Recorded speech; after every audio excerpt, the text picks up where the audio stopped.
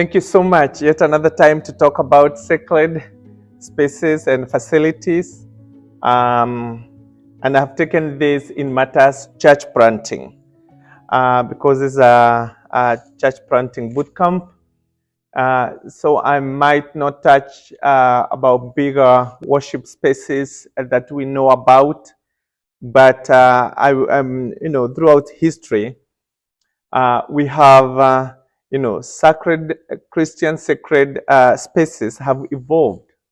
What we used to see in the early church, it's different from what we see now, but they reflect different periods. Others reflect different cultures, and others reflect some theological insights.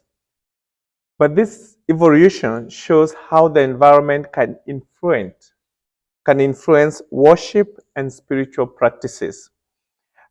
Today, we have seen, great places, and I know each one of us have a vision of the church you'd like, and every time I sleep and wake up, I see this worship space that I would like.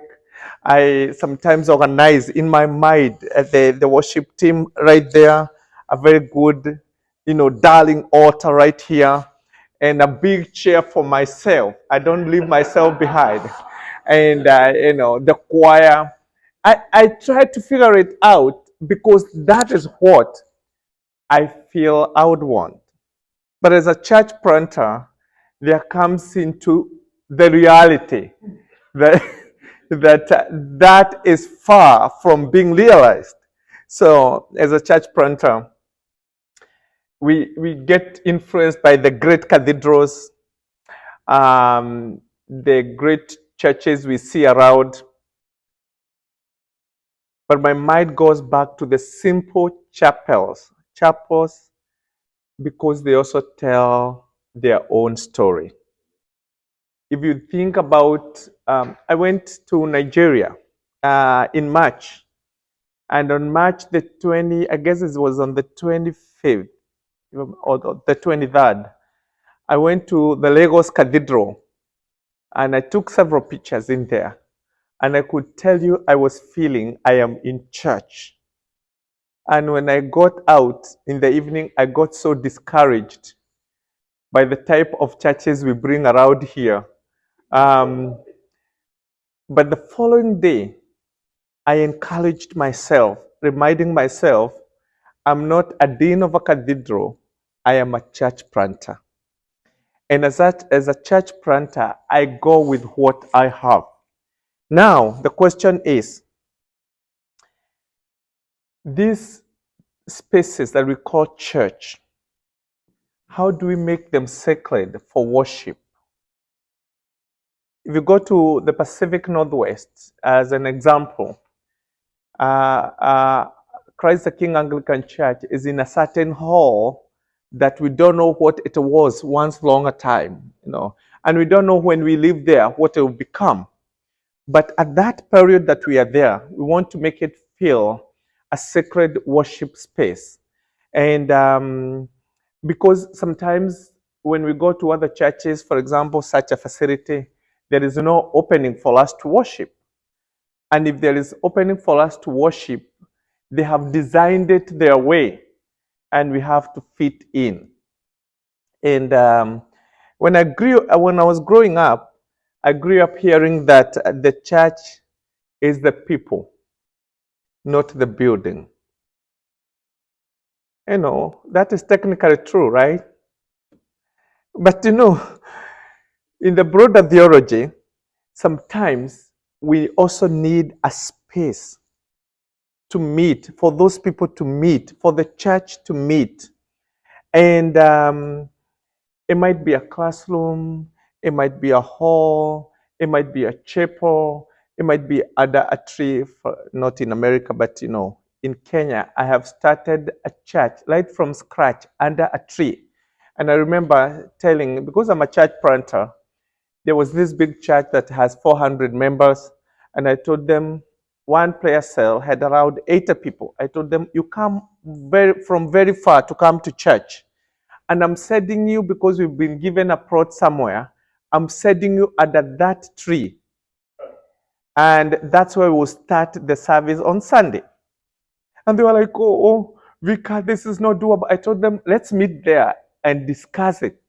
But when we went there, I went with the cross because I'm trying to make that under the tree sacred. And I nailed the cross under the tree. I told them, when you see this cross, I want you to see Jesus. And he's going to help you. And one day you look back and you say, we have started from a place, And the part of them said, we are going back to the main church.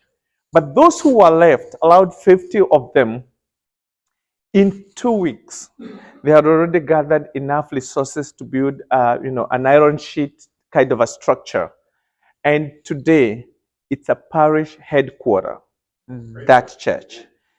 So just making it, yeah, thank you. Because if you want to make a space sacred, you have first of all to tune your mind. That now, whatever, and I keep telling people at CTK, the reason as to why bishops said that we cannot eat inside the consecrated church is because that place is sacred for worship. And people could not connect with it because, they say it's just eating. And eating is also a sacred, way of doing things. And I told them, let's eat out there so that we can honor this space. And when I was looking at the Bible, it's clear that God's plan evolves from people and places. For example, let's look at Adam and Eve. They were placed in a certain place, Garden of Eden. And the vision, however, wasn't for our first parents to merely relax in the garden, but simply to expand Eden's borders, to reflect the presence of God. And when they sinned, the first thing was to be kicked out of the space. So space is also important in our worship. And God cares about, people and place and church buildings.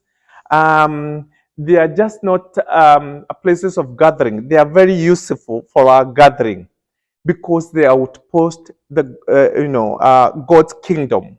It may be made of brick or whatever else, but the purpose of God has to be attained in the spaces of our worship. We need to know the content in there is different from the content in the market. When we get to worship, I keep telling people, when we get to worship as church planters, as leaders, when you get into a sacred place, you bow and you sit somewhere for prayer, all the other people that will come after you, they will bow and sit for a prayer. So they really look onto the reader to make the space sacred. The other thing that, a second, I have had some disturbance here. The other thing that have closed my mind, the space is not just a building. It's a foretaste of the kingdom where love reigns, dignity is restored, the weary are embraced, and the grace of a flows. And the biggest tragedy that we're experiencing in the United States is that now churches that were vibrant, that were big and good, that were elegant and depicted the presence of God are closing down. And I've seen a church somewhere in Lakewood that was a Latino storefront church. It's now a marijuana dispensary. That which was sacred. So it's people who make their space sacred, not just the building. A historic Methodist church has been converted into a Buddhist temple. There was a Korean church that's now an art studio. I want you to ask yourself that each time a church building is lost, it's a loss of sacred space in the city, a retreat of the visible gospel presence. So every time when we get to the church, we want to make the gospel of our Lord Jesus, pleasant. Now, we have inherited buildings. As church planters, we are always looking for buildings. And I keep saying, the Lord our God is also a lover of beauty. So when you see a sacred space or a space and you want to make it a church or a place of worship, just come up with ideas. When I was going around here, this can just be a hall, right? Can just be a hall. But I was looking at the items when I was going around that have been placed, and some of them are trying to draw us closer to what we do. Get get arts that will also draw the church closer to what they do. One of the identities of a worship space or a worship facility is an altar. Every time I go to church or I rent a space, I keep asking myself, where am I gonna do my altar? Because it's also very, very, very important. Sometimes I decorate the altar. Why? Because when I go online, I try to focus on the altar, and people would think that that space is quite great, and they want to come and see, because I have concentrated on the altar. We have to make our worship spaces sacred. The last thing that I want to talk about is the war in between. I want to give an example. Bishop Scott knows about it. We planted a church on the 2nd of March, and we rented in this great building that everybody really liked, and so many people came. But the following day, we got a note that we're going to close this church in a month's time. Why? Because we have planted that church very close to another church. And we had to obey. But let me tell you, the headache of getting a place of worship is real. And so it has taken us 3 months to get another place. We got another place actually on Tuesday, the day before yesterday, before I came. And now we are moving the church. I don't know how many people are going to move, and I have worked very, very hard to plant that church. But I want to tell you, a worship space for church planters must be simple, accessible, and cost effective, because you might find yourself dealing with the church alone. And there are some other external forces like that one that came to me the following day after just planting a church. And because there were so many people that day, the church was so full, and I preached and jumped a lot, the way I feel I love. I slept very well. I was so happy until this one call came the following day. Bishop Scott knows about it. And we had 1 month to close down that church. And I'm like, oh God, what have you done? Are you still with me? And the way I had fasted and prayed so that this church can be planted. It has to be, Martin Luther believes that the church has to have simpler designs, reflecting a focus on the scripture rather than on its displays. I dare say it also needs to be budget friendly and easily accessible. We can turn anything to be a worship space. We can make it sacred. We can worship from hotel halls. I think Bishop Scott and one of his churches worship at a hotel hall. But when they get in there on a Sunday morning, they organize it and make it worship friendly. We don't want to be discouraged by the big buildings around us. The Lord always speaks, even in those small worship spaces. We can do it.